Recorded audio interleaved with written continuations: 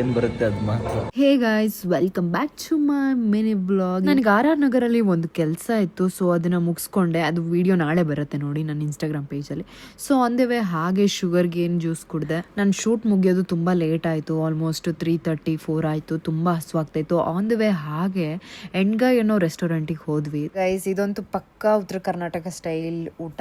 ಹೋಗಿದ ತಕ್ಷಣ ನಮಗೆ ಬಟರ್ ಮಿಲ್ಕ್ ಕೊಟ್ಟರು. ಬಾಳೆ ಎಲೆ ಊಟ ಮಾಡೋದೇ ಒಂಥರ ಡಿಫ್ರೆಂಟ್ ಫೀಲ್ ಅಲ್ವಾ ಗೈಸ್. ನನ್ನ ಮೇನ್ ಕೋರ್ಸ್ ಅಲ್ಲಿ ಏನ್ ಬರುತ್ತೆ ಅದ್ ಮಾತ್ರ. ಗೈಸ್, ರೊಟ್ಟಿಗೆ ಎಣ್ಗಾಯಿ ಪಲ್ಯ ಅಂದರೆ ತುಂಬಾ ಇಷ್ಟ. ನೋಡೋಕ್ಕೂ ತುಂಬ ಟೇಸ್ಟಿಯಾಗಿ ಕಾಣಿಸ್ತಾ ಇತ್ತು. ಬ್ಯಾಟಿಂಗ್ ಸ್ಟಾರ್ಟ್ ಮಾಡ್ಕೊಂಡ್ವಿ ಗೈಸ್. ಆಹಾ, ನೋಡೋಕ್ಕೆ ಎಷ್ಟು ಟೇಸ್ಟ್ ಇದೆ ಅಲ್ವಾ. ಆನಿಯನ್ ತಗೊಂಡು ಈ ಥರ ಎಣ್ಗಾಯಿ ಜೊತೆ ಬರೀ ಮಸಾಲ ಮಾತ್ರ, ಇದನ್ನು ತಿನ್ಬೇಕು.